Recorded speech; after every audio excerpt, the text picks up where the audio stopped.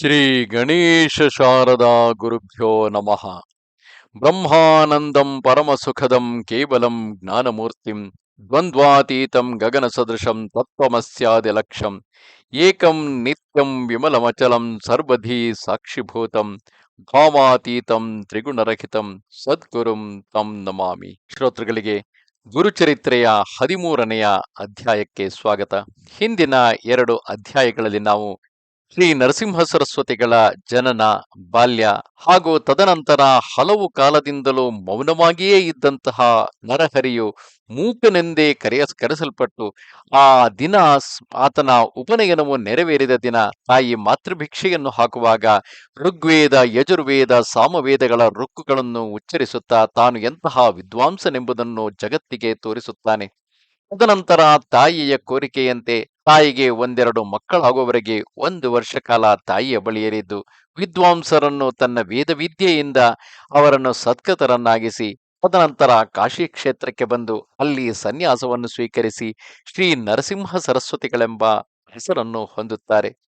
ಹೀಗೆ ಗುರುಗಳು ಮುಂದುವರೆದು ತಮ್ಮ ಭಕ್ತ ಜನರ ಉದ್ಧಾರಕ್ಕಾಗಿ ಸಂಚರಿಸುತ್ತಿರುವರು. ಶ್ರೀ ಗಣೇಶಾಯ ನಮಃ, ಶ್ರೀ ಸರಸ್ವತ್ಯೈ ನಮಃ, ಶ್ರೀ ಗುರುಭ್ಯೋ ನಮಃ, ಶ್ರೀ ಕುಲದೇವತಾಯೇ ನಮಃ, ಶ್ರೀ ದತ್ತಾತ್ರೇಯ ಶ್ರೀಪಾದ ಶ್ರೀವಲ್ಲಭ ಶ್ರೀ ನರಸಿಂಹ ಸರಸ್ವತಿ ಗುರುಭ್ಯೋ ನಮಃ.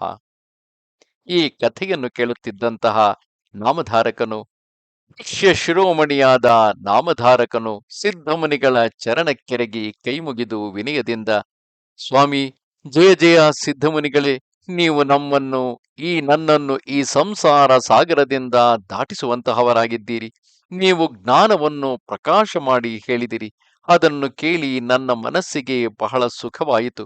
ಸ್ವಾಮಿ, ನಾನು ಇಷ್ಟು ಹೊತ್ತಿನವರೆಗೆ ಗುರುಚರಿತ್ರ ಕಥಾಮೃತವನ್ನು ಸೇವಿಸಿದರೂ ಇನ್ನೂ ಸೇವಿಸಬೇಕೆಂಬ ಆಸೆಯು ಹೆಚ್ಚಾಗಿರುವುದು. ಈ ನನ್ನ ಆಸೆಯನ್ನು ಶಮನ ಮಾಡಲಿಕ್ಕೆ ಕೃಪಾನಿಧಿಗಳಾದ ತಾವೊಬ್ಬರೇ ಸಮರ್ಥರು. ಗುರುಚರಿತ್ರೆಯು ಕಾಮಧೇನುವಿನಂತೆ ಇರುವುದು. ನೀವು ಎಷ್ಟು ವಿಸ್ತಾರವಾಗಿ ಹೇಳಿದರೂ ನನ್ನ ಮನಸ್ಸು ಇನ್ನೂ ತೃಪ್ತಿಯಾಗಿಲ್ಲ ಮತ್ತು ಕೇಳಬೇಕೆಂಬ ಅಪೇಕ್ಷೆಯಾಗುತ್ತದೆ. ಹಸಿವೆಯಿಂದ ಪೀಡಿತವಾದ ದನಗಳು ಹುಲ್ಲಿನ ರಾಶಿಯ ಹತ್ತಿರ ಹೋಗಿ ಹೊಟ್ಟೆ ತುಂಬ ತಿನ್ನದೆ ಹೇಗೆ ತಿರುಗಿ ಬರುವುದಿಲ್ಲವೋ, ಕನಸಿನಲ್ಲಿ ಮಜ್ಜಿಗೆಯನ್ನು ಕಾಣದಂಥವನಿಗೆ ಹಾಲು ತುಂಬಿದ ಪಾತ್ರೆಯು ಸಿಕ್ಕರೆ ಅವನು ಹೊಟ್ಟೆ ತುಂಬುವ ತನಕ ಕುಡಿಯದೆ ಹೇಗೆ ಬಿಟ್ಟು ಬರುವುದಿಲ್ಲವೋ, ಅದರಂತೆ ಸ್ವಾಮಿ, ಅಲ್ಪಜ್ಞಾನಿಯಾದ ನಾನು ಅವಿದ್ಯಾ ಮೋಹದಿಂದ ಸುತ್ತುಗಟ್ಟಲ್ಪಟ್ಟವನಾಗಿ ಶ್ರೀ ಗುರುಗಳ ಸ್ವರೂಪವನ್ನು ತಿಳಿಯದೆ ಬಹಳ ಕಷ್ಟಪಡುತ್ತಿದ್ದೆನು. ನನ್ನ ಅಜ್ಞಾನವೆಂಬ ಕತ್ತಲೆಯನ್ನು ಕಳೆಯಲಿಕ್ಕೆ ಸೂರ್ಯ ಸಮಾನರಾದ ತಾವು ಬಂದು ಶ್ರೀ ಗುರುಗಳ ನಿಜ ಸ್ವರೂಪವನ್ನು ನನಗೆ ಪ್ರಕಾಶಗೊಳಿಸಿದಿರಿ. ನೀವು ಮಾಡಿದ ಉಪಕಾರ ತೀರಿಸುವುದಕ್ಕೆ ಪ್ರತಿಯಾಗಿ ಯಾವ ಉತ್ತಮ ಉಪಾಯ ಮಾಡಬೇಕು? ಕಲ್ಪವೃಕ್ಷವನ್ನು ಕೊಟ್ಟವರಿಗೆ ಪ್ರತಿಯಾಗಿ ಏನು ಕೊಡಲು ಬರುವುದು ಹೇಳುವಿರೋ? ಚಿಂತಾಮಣಿಯನ್ನು ಕೊಟ್ಟವರಿಗೆ ಪ್ರತಿಯಾಗಿ ಪೃಥ್ವಿಯಲ್ಲಿ ಯಾವ ಪದಾರ್ಥವಿದೆ? ಸಿದ್ಧರಾಯರೇ, ಪ್ರತ್ಯುಪಕಾರಾರ್ಥವಾಗಿ ನಾನು ತಮಗೆ ಏನು ತಾನೇ ಕೊಡಬಲ್ಲೆನು? ನಿಮ್ಮ ಉಪಕಾರ ತೀರಿಸುವುದು ನನ್ನ ವಂಶ ಪರಂಪರೆಯವರೆಗೂ ಕೂಡ ಆಗುವುದಿಲ್ಲ ಎಂದು ಅತ್ಯಂತ ಭಕ್ತಿಯಿಂದ ಅವರ ಚರಣಕ್ಕೆ ನಮಸ್ಕರಿಸಿ, ಸ್ವಾಮಿ, ತಾವು ಧರ್ಮದ ಅರ್ಥವನ್ನು ನಿರೂಪಿಸಿರುವುದನ್ನು ಕೇಳಿ ನನ್ನ ಸ್ವಾರ್ಥವು ಸಿದ್ಧಿಯನ್ನು ಹೊಂದಿ ನನ್ನಲ್ಲಿ ಪರಮಾರ್ಥ ಬುದ್ಧಿಯು ಹುಟ್ಟಿತು. ಅದರಿಂದ ನಾನು ನಿರಂತರ ಗುರು ಭಜನೆಯನ್ನು ಮಾಡುತ್ತಿರುವೆನು. ಸ್ವಾಮಿ, ಶ್ರೀ ಗುರುಗಳು ಪ್ರಯಾಗದಲ್ಲಿದ್ದಾಗ ಮಾಧವ ಸರಸ್ವತಿಗಳಿಗೆ ಸನ್ಯಾಸವನ್ನು ಕೊಟ್ಟ ಮೇಲೆ ಅಲ್ಲಿಯ ಖ್ಯಾತಿಯು ಏನು ನಡೆಯಿತು ಎಂಬುದನ್ನು ನಮಗೆ ವಿಸ್ತಾರವಾಗಿ ಹೇಳಬೇಕು ಎಂದನು. ಅವನ ಮಾತು ಕೇಳಿ ಸಿದ್ಧರು ಸಂತೋಷಪಟ್ಟು ಅವನ ತಲೆಯ ಮೇಲೆ ತಮ್ಮ ವರದ ಹಸ್ತವನ್ನಿಟ್ಟು ಆಶ್ವಾಸನ ಪೂರ್ವಕ, ಎಲೈ ಶಿಷ್ಯನೇ, ನೀನು ಒಳ್ಳೆ ಧನ್ಯನು. ನಿನಗೆ ಶ್ರೀ ಗುರುಚರಣದಲ್ಲಿ ನಿಜವಾದ ಭಕ್ತಿಯು ಉತ್ಪನ್ನವಾಯಿತು. ಈ ಭವಸಾಗರವನ್ನು ದಾಟುವವರಲ್ಲಿ ನೀನೊಬ್ಬನೆಂದು ತಿಳಿ. ನೀನು ಶ್ರೀ ಗುರುವಿನ ಮಹಿಮೆಯನ್ನು ತಿಳಿದುಕೊಂಡಿರುವೆ. ನಿನ್ನ ಪ್ರಶ್ನೆಯನ್ನು ಕೇಳಿ ನನಗೆ ಅತ್ಯಂತ ಆನಂದವಾಗಿದೆ ಎಂದು ಅಂದವರೇ ಮತ್ತು ಮುಂದುವರಿದು, ಎಲೈ ಶಿಷ್ಯನೇ, ನಿನಗೆ ಶ್ರೀ ಗುರುಗಳ ವಿಖ್ಯಾತವಾದ ಚರಿತ್ರೆಯನ್ನು ಹೇಳುವೆನು ಕೇಳು.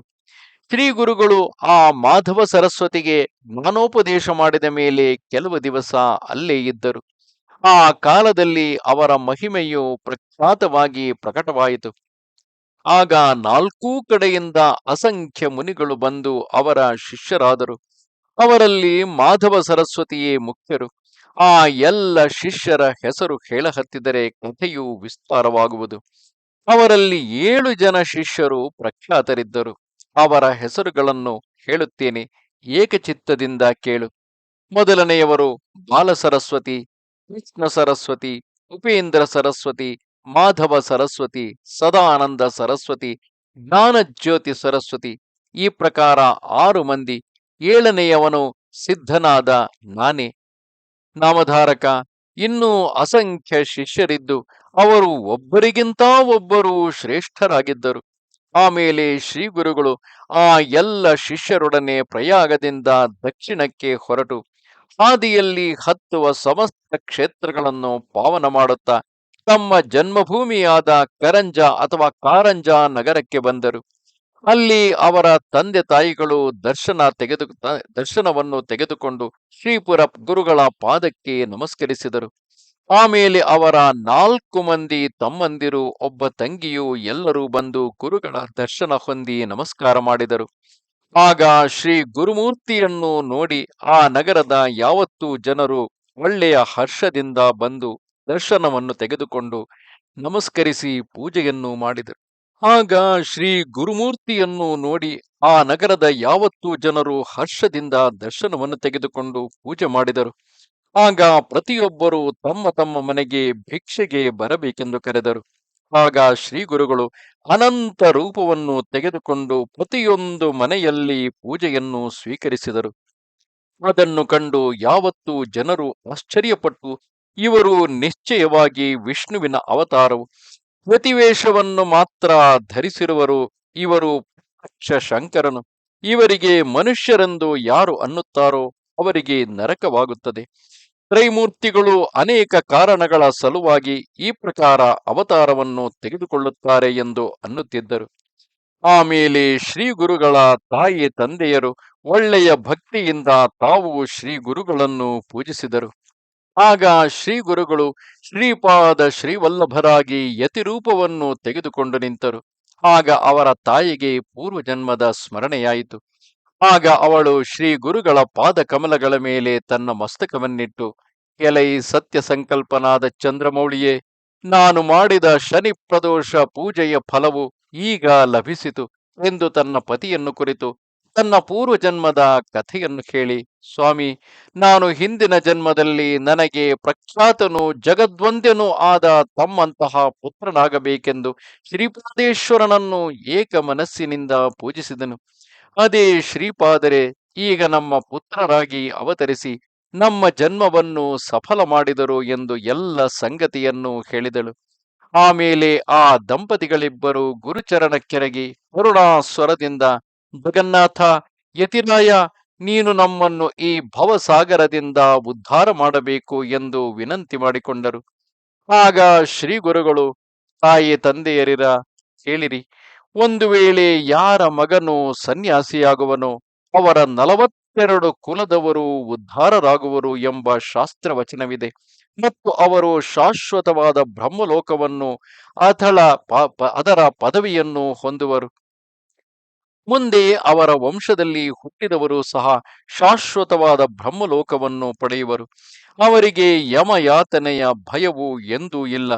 ಅವರ ವಂಶದ ಪೂರ್ವಜರು ಒಂದು ವೇಳೆ ನರಕದಲ್ಲಿದ್ದರೆ ಅವರಿಗೂ ಶಾಶ್ವತವಾದ ಬ್ರಹ್ಮಲೋಕ ಪ್ರಾಪ್ತಿಯಾಗುವುದು. ಆದ ಕಾರಣ ನಾನು ಮುಖ್ಯವಾದ ಸನ್ಯಾಸವನ್ನು ಸ್ವೀಕರಿಸಿದೆನು. ಇನ್ನು ನಿಮಗೆ ಸ್ವಲ್ಪವಾದರೂ ಯಮನ ಭಯವಿಲ್ಲ. ನಿಮಗೆ ಸತ್ಯವಾಗಿ ಬ್ರಹ್ಮಪದವು ಪ್ರಾಪ್ತವಾಗುವುದು. ಮತ್ತು ನಿಮಗೆ ವಚನ ಕೊಡುವುದೇನೆಂದರೆ, ನಿಮ್ಮ ಮಕ್ಕಳು ಶತಾಯುಷ್ಯಗಳಾಗಿ, ಶ್ರೀ ಗುರುಗಳು ತಮ್ಮ ತಂದೆ ತಾಯಿಯರಿಗೆ ವಚನ ಕೊಡುತ್ತಾ, ನಿಮ್ಮ ಮಕ್ಕಳು ಶತಾಯುಷಿಗಳಾಗಿ ಅಷ್ಟೈಶ್ವರ್ಯವನ್ನು ಹೊಂದಿ ಸದಾ ಆನಂದದಿಂದ ಇರುವರು.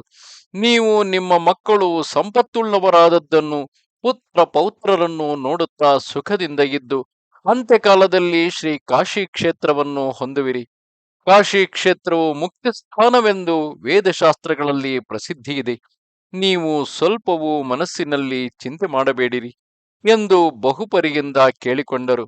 ಆಗ ಶ್ರೀ ಗುರುಗಳ ತಂಗಿಯಾದ ರತ್ನಾಯಿಯು ಬಂದು ಅವರಿಗೆ ನಮಸ್ಕಾರ ಮಾಡಿ ವಿನಯದಿಂದ ಹೇಳಿಕೊಳ್ಳುತ್ತಾ, ಸ್ವಾಮಿ, ನಾನು ಈ ಸಂಸಾರ ಮಾಯೆಯಿಂದ ಸುತ್ತುಗಟ್ಟಲ್ಪಟ್ಟು ಈ ಭವಸಾಗರದಲ್ಲಿ ಮುಳುಗುತ್ತೇನೆ.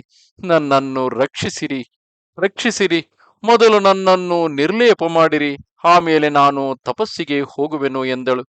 ಆ ಮಾತು ಕೇಳಿ ಗುರುಗಳು, ಅವ್ವ ತಂಗಿ ರತ್ನಾಯಿಯೇ, ಕೇಳು. ಸ್ತ್ರೀಯರಿಗೆ ನಿಶ್ಚಯವಾಗಿ ಪತಿ ಸೇವೆಯಿಂದಲೇ ಮೋಕ್ಷ ಉಂಟಾಗುವುದು. ಆದ ಕಾರಣ ಸ್ತ್ರೀಯರು ಪತಿ ಸೇವೆಯ ಹೊರತು ಎರಡನೆಯ ವೃತ್ತಿಯನ್ನು ಹಿಡಿಯಬಾರದು. ಪತಿ ಸೇವೆಯಿಂದಲೇ ಅವರು ಈ ಭವಸಾಗರವನ್ನು ದಾಟಬೇಕಾಗುತ್ತದೆ. ಅವರು ಎಷ್ಟೆಷ್ಟು ಭಕ್ತಿಯಿಂದ ಪತಿ ಸೇವೆಯನ್ನು ಉತ್ತಮ ರೀತಿಯಲ್ಲಿ ಮಾಡುತ್ತಾರೋ ಅಷ್ಟಷ್ಟು ಉತ್ತಮ ಫಲಗಳನ್ನು ಹೊಂದುತ್ತಾರೆ. ಈ ಭವಸಾಗರವನ್ನು ದಾಟಲಿಕ್ಕೆ ಸ್ತ್ರೀಯರಿಗೆ ಪತಿ ಸೇವೆಯೇ ಮುಖ್ಯವು ಎಂದು ಮನಸ್ಸಿನಲ್ಲಿ ನಿರ್ಧಾರ ಮಾಡಿಕೊಂಡು ಪತಿಯು ಶಿವಸ್ವರೂಪನೆಂದು ಉತ್ತಮ ರೀತಿಯಿಂದ ಸೇವೆ ಮಾಡಬೇಕು. ಪತಿಯಿಂದಲೇ ಸ್ತ್ರೀಯರ ಉದ್ಧಾರವಾಗುವುದೆಂದು ವೇದ ಪುರಾಣಗಳಲ್ಲಿ ಪ್ರಸಿದ್ಧವಾಗಿ ಹೇಳಿದೆ. ತಂಗಿ, ನೀನು ಮನಸ್ಸಿನಲ್ಲಿ ಕತಿಗೊಳ್ಳಬೇಡ, ನಿನಗೆ ಉತ್ತಮ ಗತಿಯಾಗುವುದು ಎಂದು ಹೇಳಿದರು. ಶ್ರೀ ಗುರುಗಳ ಮಾತು ಕೇಳಿ ರತ್ನಾಯಿಯು ಮತ್ತೆ ವಿನಯದಿಂದ ಕೈಮುಗಿದು ಶ್ರೀ ಗುರುಗಳಿಂದ ಬ್ರಹ್ಮಜ್ಞಾನವನ್ನು ಕೇಳುವಳು. ಸ್ವಾಮಿ, ನೀವು ಹೇಗೂ ಭೂತ ಭವಿಷ್ಯ ಕಾಲಗಳ ಸಂಗತಿಗಳನ್ನು ಹೇಳುವಿರಿ, ಆದರೆ ನನ್ನ ಪ್ರಾರಬ್ಧವು ಯಾವ ಪ್ರಕಾರವಾಗಿರುವುದು ಎಂಬುದನ್ನು ಹೇಳಿರಿ ಎಂದಳು. ಆಗ ಶ್ರೀ ಗುರುಗಳು, ಕೆಲವು ರತ್ನಾಯಿಯೇ, ನೀನು ಈಗ ತಪಸ್ಸು ಮಾಡಲು ಇಚ್ಛಿಸುತ್ತಿ, ಆದರೆ ನೀನು ಮೊದಲು ಪೂರ್ವಜನ್ಮದ ಸಂಚಿತ ಕರ್ಮ ಫಲವನ್ನು ಅನುಭವಿಸುವುದು ಅವಶ್ಯವಾಗಿದೆ. ಹೇಳುವೆನು ಕೇಳು. ನೀನು ಪೂರ್ವಜನ್ಮದಲ್ಲಿ ಒಂದು ಆಕಳನ್ನು ಕಾಲಿನಿಂದ ಒದ್ದೆ ಮತ್ತು ನಿಮ್ಮ ನೆರೆಹೊರೆಯಲ್ಲಿರುವ ದಂಪತಿಗಳಲ್ಲಿ ವಿರೋಧವನ್ನುಂಟು ಮಾಡಿ ಅವರನ್ನು ಜಗಳಾಡಲಿಕ್ಕೆ ಹಚ್ಚಿದ್ದೆ. ಈ ದೋಷಗಳಿಂದ ಈಗ ನಿನಗೆ ಅನೇಕ ಬಾಧೆಗಳಾದವು. ನೀನು ಆಕಳನ್ನು ಕಾಲಿನಿಂದ ಒದ್ದಿದ್ದರಿಂದ ನಿನ್ನ ಸರ್ವಾಂಗದಲ್ಲಿ ಕುಷ್ಠರೋಗವು ಉಂಟಾಗುವುದು. ಗಂಡ ಹೆಂಡಿರಲ್ಲಿ ಜಗಳ ಹಚ್ಚಿದ್ದರಿಂದ ನಿನ್ನ ಗಂಡನು ತಪಸ್ವಿಯಾಗಿ ನಿನ್ನನ್ನು ಬಿಟ್ಟು ಹೊರಟು ಹೋಗುವನು. ಇದೇ ನಿನ್ನ ಕರ್ಮ ಫಲವು ಎಂದು ಅಂದರು. ಅದನ್ನು ಕೇಳಿ ಆ ರತ್ನಾಯಿಯು ಬಹುರೀತಿಯಿಂದ ದುಃಖಿಸಿ, ಗುರುನಾಥ, ನನ್ನನ್ನು ತೀವ್ರವಾಗಿ ಉದ್ಧಾರ ಮಾಡು ಎಂದು ಅವರ ಪಾದಗಳ ಮೇಲೆ ಬಿದ್ದು ಹೊರಳಾಡುತ್ತಾ ಆ ಪಾದಗಳನ್ನು ಗಟ್ಟಿಯಾಗಿ ಹಿಡಿದಳು. ಆಗ ಶ್ರೀ ಗುರುಗಳು, ಎಲೋ ಬಾಲೆಯೇ, ಹೇಳು. ಈಗಲೇ ನಿನ್ನ ಗಂಡನು ನಿನ್ನನ್ನು ಬಿಡುವುದಿಲ್ಲ. ಇನ್ನೂ ನೀನು ಸ್ವಲ್ಪ ಕಾಲ ಆತನೊಡನೆ ಸುಖದಿಂದ ಇರುತ್ತಿ. ನಿನ್ನ ಮುಪ್ಪಿನ ಕಾಲಕ್ಕೆ ಮಾತ್ರ ನಿನ್ನ ಪತಿಯು ಸನ್ಯಾಸಿಯಾಗಿ ಹೋಗುವನು. ಆಮೇಲೆ ನಿನ್ನ ದೇಹವು ಕುಷ್ಠರೋಗದಿಂದ ಪೀಡಿತವಾಗುವುದು. ಆಮೇಲೆ ನಿನ್ನ ದೇಹವು ಮತ್ತೆ ಶುದ್ಧವಾಗಿ ನಿನಗೆ ಉತ್ತಮ ಗತಿಯಾಗುವುದು.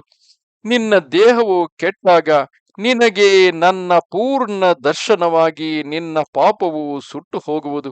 ಅದಕ್ಕೆ ನಿನಗೆ ಒಂದು ಕ್ಷೇತ್ರವನ್ನು ಹೇಳುವೆನು, ಚೆನ್ನಾಗಿ ಕೇಳು.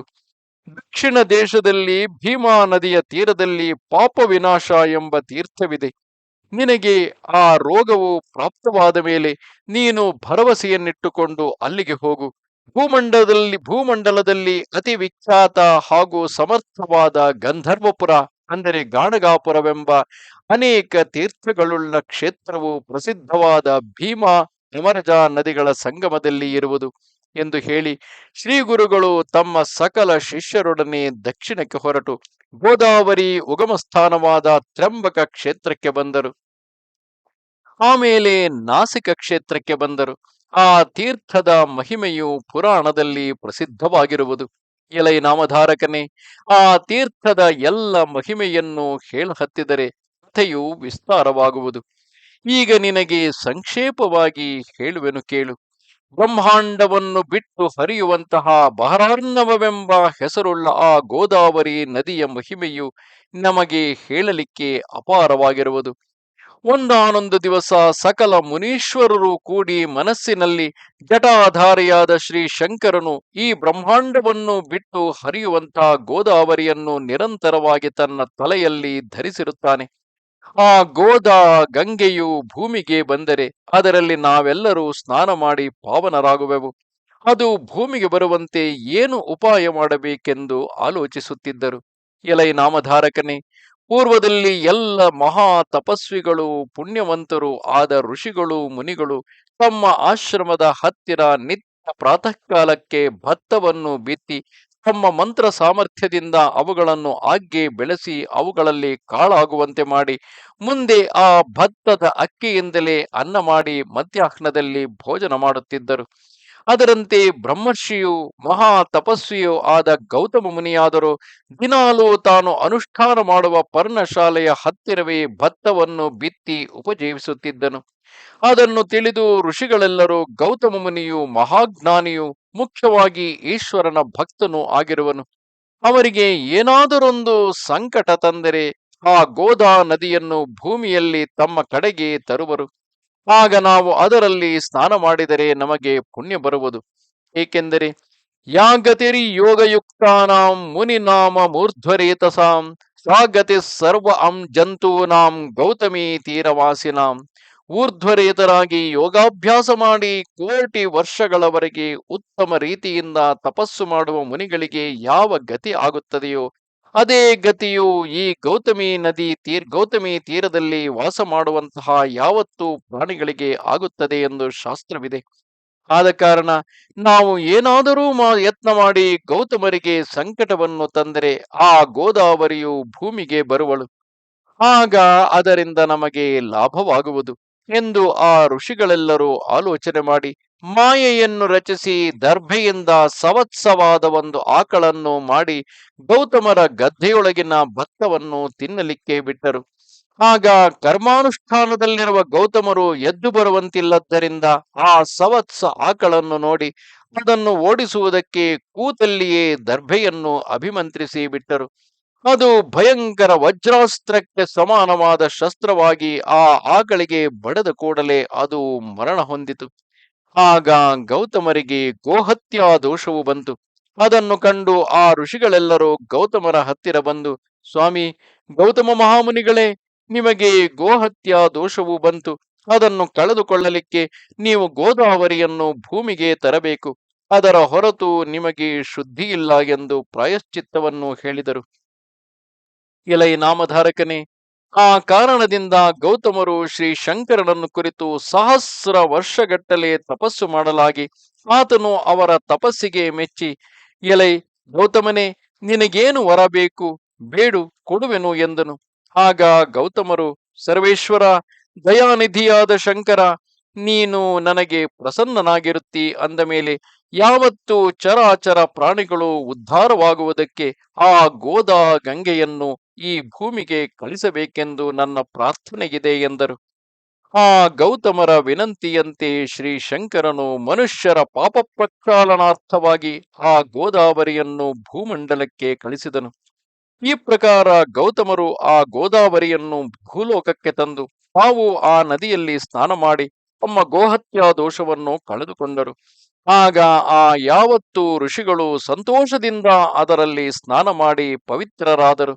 ಅವರ ಪುಣ್ಯದಿಂದ ಈಗ ಆ ನದಿಯಲ್ಲಿ ಸ್ನಾನ ಮಾಡಿದ ಪ್ರತಿಯೊಬ್ಬರೂ ತಮ್ಮ ಪಾಪಗಳನ್ನು ಕಳೆದುಕೊಳ್ಳುವರು.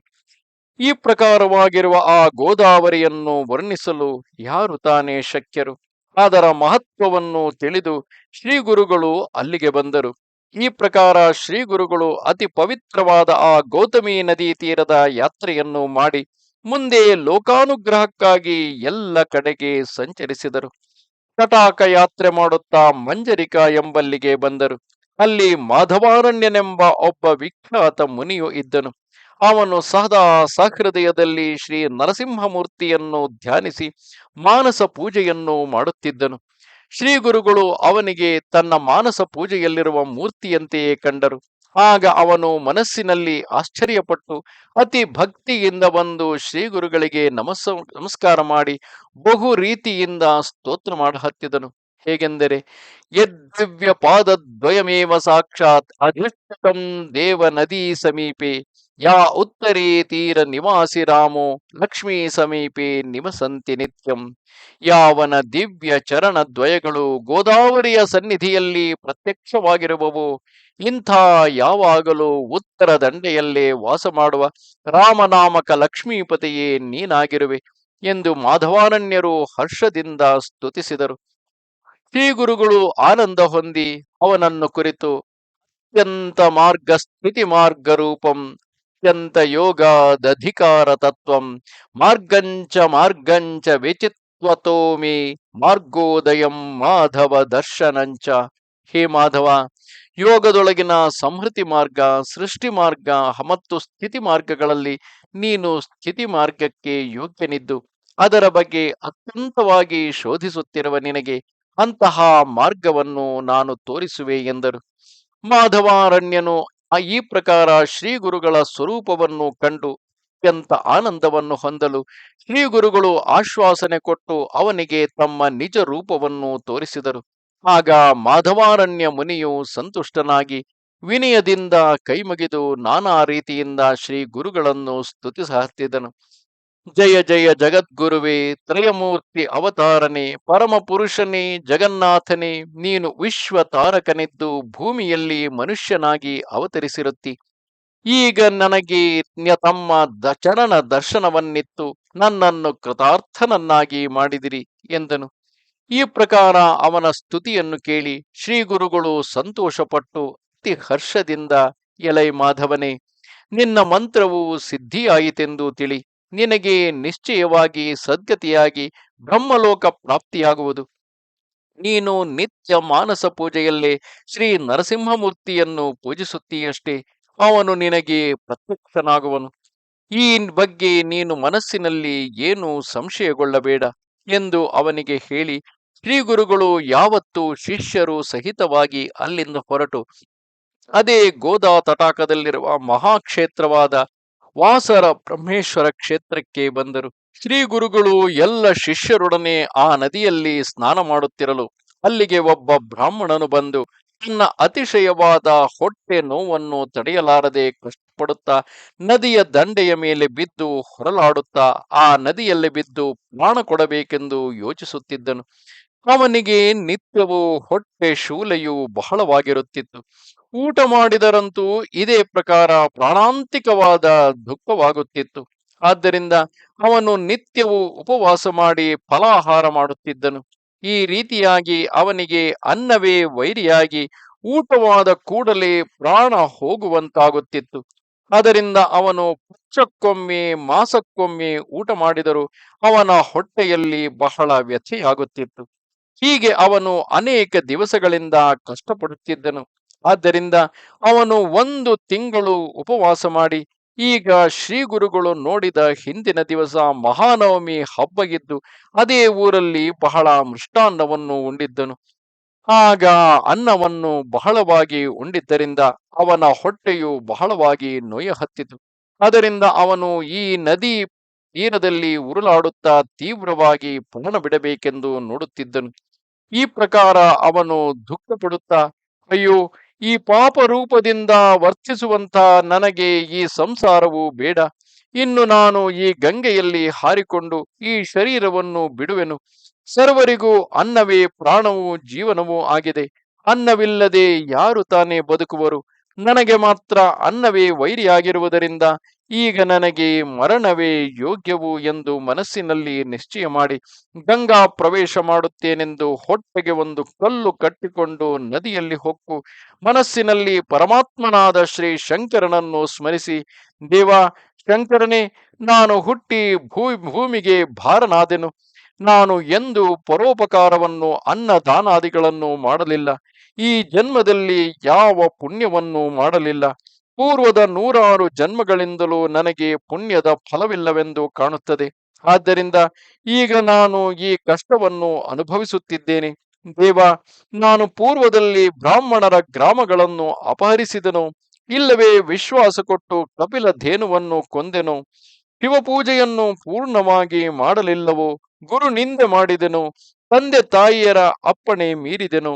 ಅಥವಾ ಪಶುಗಳನ್ನೇನಾದರೂ ಕೊಂದೆನು? ಅಡವಿಗೆ ಬೆಂಕಿಯನ್ನು ಹಚ್ಚಿದೆನು?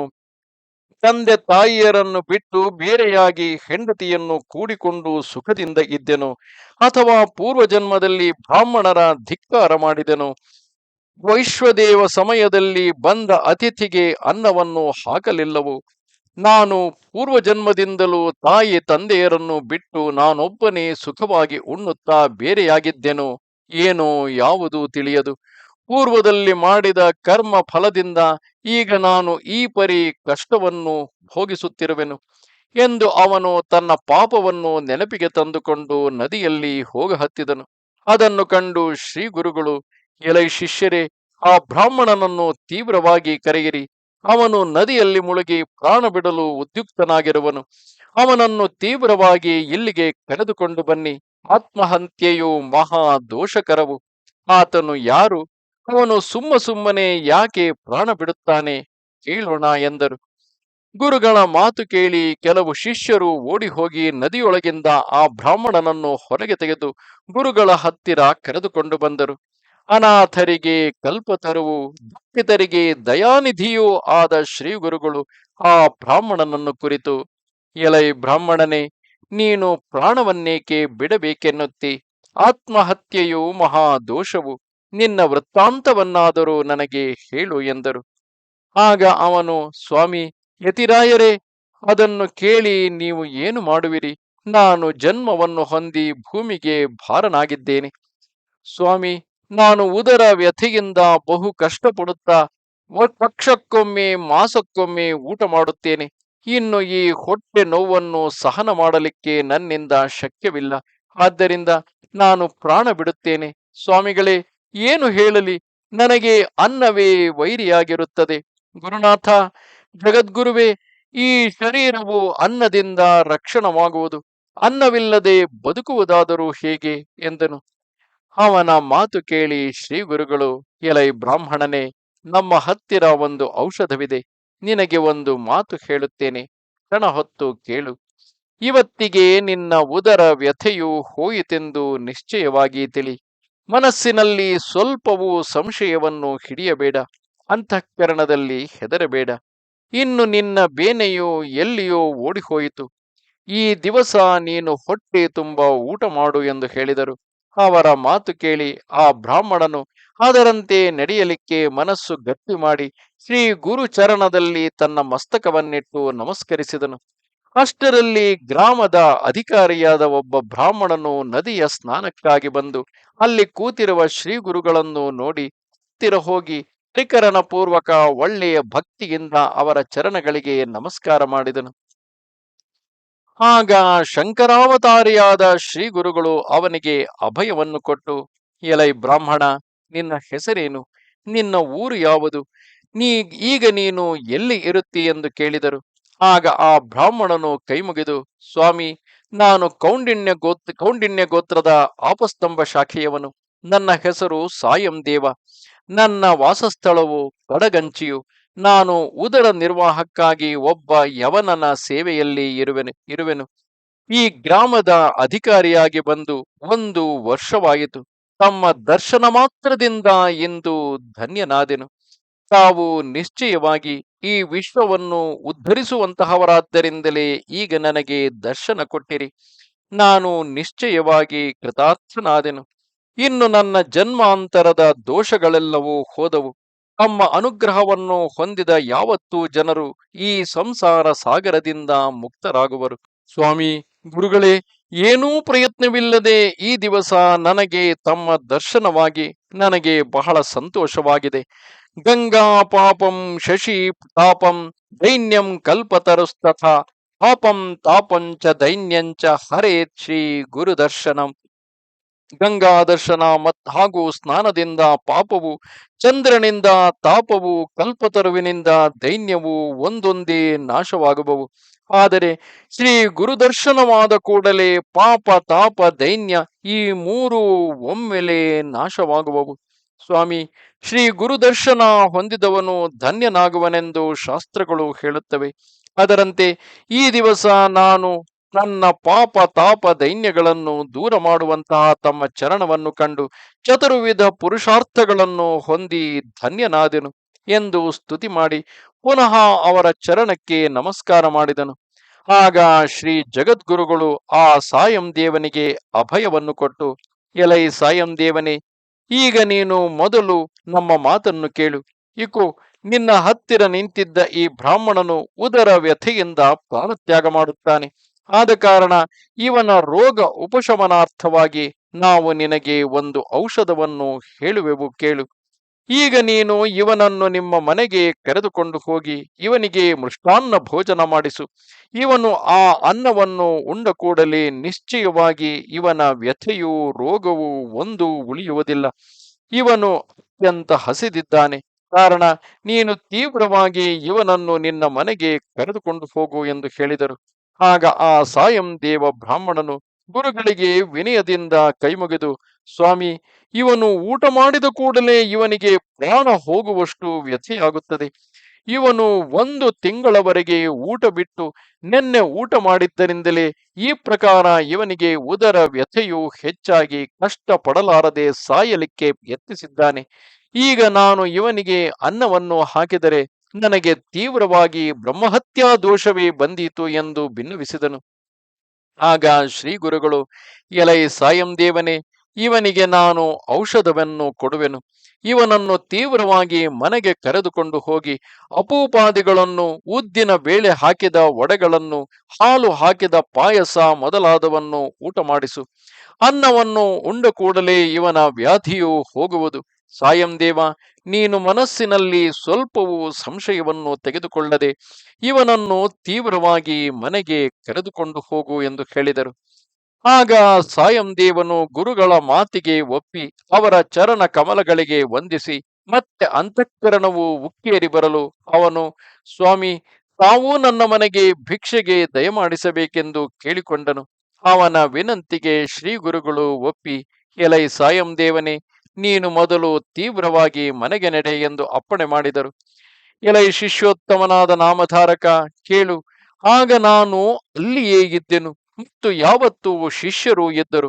ಆಮೇಲೆ ಶ್ರೀ ಗುರುಗಳು ಯಾವತ್ತೂ ಶಿಷ್ಯರೊಡನೆ ಹಾಗೂ ಆ ಉದರ ವ್ಯಥೆಯ ಬ್ರಾಹ್ಮಣನ ಸಹಿತವಾಗಿಯೇ ಆ ಸಾಯಂ ದೇವನ ಮನೆಗೆ ಭಿಕ್ಷೆಗೆ ಹೋದರು.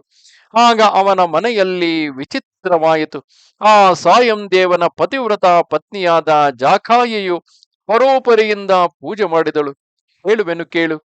ಅವರು ಶ್ರೀ ಗುರುಗಳನ್ನು ಷೋಡಶೋಪಚಾರಗಳಿಂದ ಯಾವ ಪ್ರಕಾರವಾಗಿ ಪೂಜಿಸಿ ವಂದಿಸಿದರು, ಅದೇ ಪ್ರಕಾರ ನನ್ನನ್ನು ಉಳಿದ ಯಾವತ್ತೂ ಶಿಷ್ಯರನ್ನು ಪೂಜಿಸಿ ವಂದಿಸಿದರು.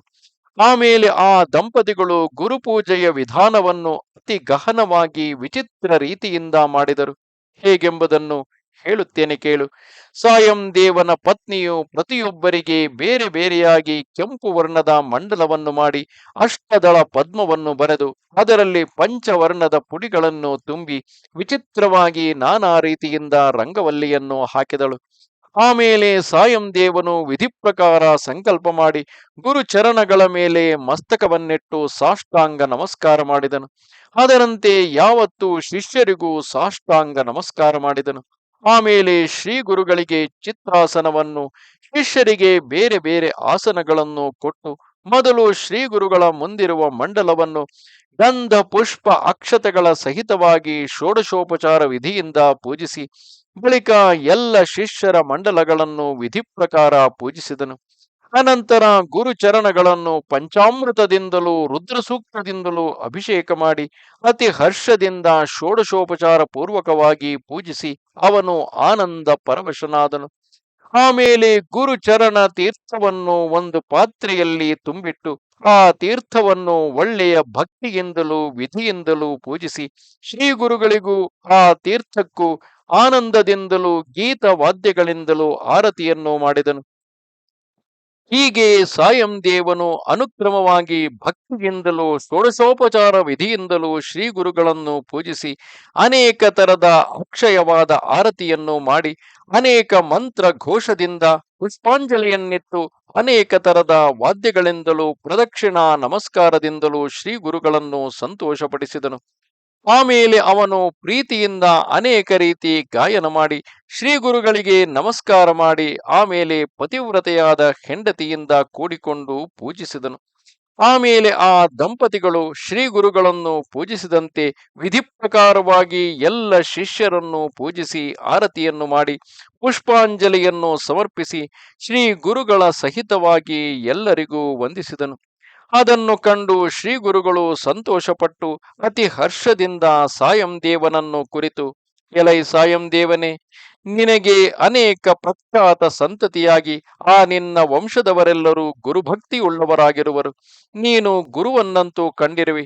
ಗುರುಭಕ್ತಿಯಿಂದ ನಿನಗೆ ಪುತ್ರರು ಪೌತ್ರರು ಆಗಿ ನಿನ್ನ ವಂಶಾಭಿವೃದ್ಧಿಯಾಗುವುದು ಎಂದು ಹೇಳಿ ಹರ್ಷದಿಂದ ಅವನಿಗೆ ವರವನ್ನಿತ್ತು ಅಭಯವನ್ನು ಕೊಟ್ಟರು.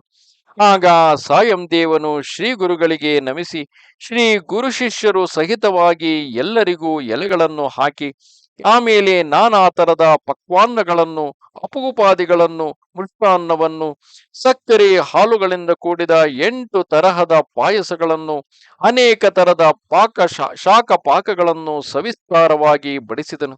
ಆಮೇಲೆ ಶ್ರೀ ಗುರುಗಳ ಸಹಿತವಾಗಿ ಎಲ್ಲರಿಗೂ ಆಪೋಷಣವನ್ನು ಹಾಕಿದ ಮೇಲೆ ಎಲ್ಲರೂ ಪ್ರೀತಿಯಿಂದ ಭೋಜನ ಮಾಡಿದರು. ಆ ಉದರ ರೋಗಿಯಾದ ಬ್ರಾಹ್ಮಣನು ಪರಿಪೂರ್ಣವಾಗಿ ಊಟ ಮಾಡಿದನು. ಗುರುಕೃಪಾ ದೃಷ್ಟಿಯಿಂದ ಆ ಕ್ಷಣವೇ ಅವನ ರೋಗವು ಹೋಯಿತು. ಸ್ಪರ್ಶಮಣಿಯು ಲೋಹಕ್ಕೆ ತಗುಲಿದ ಕೂಡಲೇ ಆ ಲೋಹವು ಕೂಡಲೇ ಸುವರ್ಣವಾಗುವಂತೆ ಎಲೆ ನಾಮಧಾರಕ, ಶ್ರೀ ಗುರುವಿನ ದರ್ಶನವಾದ ಮೇಲೆ ಅವನ ಬೇನೆಯು ಹೇಗೆ ತಾನೇ ಉಳಿಯುವುದು ಹೇಳು ನೋಡೋಣ. ಸೂರ್ಯನ ಉದಯವಾದ ಕೂಡಲೇ ಕತ್ತಲೆಯು ನಿಲ್ಲದೆ ಹೇಗೆ ಹೋಗುತ್ತದೆಯೋ ಹಾಗೆ ಯಾವನ ಮೇಲೆ ಗುರು ಕೃಪೆಯಾಗುತ್ತದೋ ಅವನ ಮನೆಯಲ್ಲಿ ಬಡತನವಾದರೂ ಹೇಗೆ ನಿಂತೀತು. ಈ ಪ್ರಕಾರ ಶ್ರೀ ಗುರುಗಳು ಯಾವತ್ತೂ ಶಿಷ್ಯರೊಡನೆ ಆ ಸಾಯಂ ದೇವನ ಮನೆಯಲ್ಲಿ ಭೋಜನ ಮಾಡಿ ಅತ್ಯಾನಂದವನ್ನು ಹೊಂದಿದರು. ಅನ್ನ ವೈರಿಯಾದ ಆ ಬ್ರಾಹ್ಮಣನಿಗೆ ಗುರುಕೃಪೆಯಿಂದ ಅನ್ನವೇ ಔಷಧವಾಗಿ ಕೂಡಲೇ ಅವನ ಬೇನೆಯು ನಿರ್ನಾಮವಾಗಿ ಹೋಯಿತು. ಇದನ್ನು ಕಂಡು ಆ ಊರ ಯಾವತ್ತೂ ಜನರು ಆಶ್ಚರ್ಯ ಪಡುತ್ತಿದ್ದರು. ಎಲೈ ನಾಮಧಾರಕ, ಯಾವನ ಮೇಲೆ ಗುರು ಕೃಪೆಯುಂಟಾಗುತ್ತದೋ ಅವನ ಜನ್ಮಾಂತರದ ರೋಗಗಳು ಹೋಗುತ್ತವೆಂದ ಮೇಲೆ ಗುರುಕೃಪಾ ದೃಷ್ಟಿಯಿಂದ ಆ ಬ್ರಾಹ್ಮಣನ ದೇಹದಲ್ಲಿ ಆ ಬೇನೆಯು ಹೇಗೆ ಉಳಿದೀತು ಎಂದು ಸಿದ್ಧರು ಅಂದರು ಎಂದು ಸರಸ್ವತಿ ಗಂಗಾಧರನು ತಾನೂ ವಿಸ್ತಾರವಾಗಿ ಹೇಳಿ, ಎಲೈ ಶ್ರೋತೃಗಳೇ, ಕಾಮಧೇನುವಿನಂತಿರುವ ಶ್ರೀ ಗುರುಚರಿತ್ರೆಯನ್ನು ವಿಸ್ತಾರವಾಗಿ ಕೇಳಿರಿ. ಯಾರು ಭಕ್ತಿಯಿಂದ ಕೇಳುತ್ತಾರೋ ಆ ಕೂಡಲೇ ಅಲ್ಲಿಯೇ ಅವರ ಬೇನೆಗಳು ಹೋಗಿ ಅವರು ಅಖಿಲ ಸೌಖ್ಯವನ್ನು ಹೊಂದುವರೆಂದು ನಾನು ತ್ರಿವಾರ ಸತ್ಯವಾಗಿ ಹೇಳುವೆನು ಎಂದನು. ಹೀಗೆ ಗುರುಚರಿತಾಮೃತದಲ್ಲಿ ಶ್ರೀ ಗುರುಗಳು ಬ್ರಾಹ್ಮಣನ ವ್ಯಾಧಿಯನ್ನು ಕಳೆದು ಅವನಿಗೆ ಸುಖವನ್ನುಂಟು ಮಾಡಿದರೆಂದು ಈ ಅಧ್ಯಾಯದ ಗುರುಚರಿತ್ರದ ವರ್ಣನೆ ಮಾಡಿದೆ. ಇತಿ ಶ್ರೀ ಗುರುಚರಿತ್ರ ಪರಮ ಕಥಾ ಕಲ್ಪತರೋ ಶ್ರೀ ನೃಸಿಂಹ ಸರಸ್ವತ್ಯುಪಾಖ್ಯಾನೆ ಸಿದ್ಧ ನಾಮಧಾರಕ ಸಂವಾದೆ ಸ್ಥಾನ ಸ್ಥಾನ ತೀರ್ಥಯಾತ್ರ ಸಂದರ್ಶನ ಪುನರ್ಮಾತಾ ದರ್ಶನ ನಾಶಿಕ ತ್ರ್ಯಂಬಕ ಕ್ಷೇತ್ರ ಗೌತಮಿ ತೀರ್ಥ ವರ್ಣನ ವಿಪ್ ಉದರ ವ್ಯಥಾ ಪರಿಹರಣ ಸಾಯಂ ದೇವ ಗೃಹೇ ಭಿಕ್ಷಾಕೃತಂ ನಾಮ ತ್ರಯೋದಶೋಧ್ಯಾಯ. ಶ್ರೀ ಗುರುನಾಥಾರ್ಪಣಮಸ್ತು.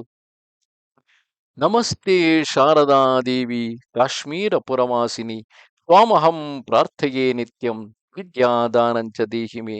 ನಮಸ್ಕಾರ.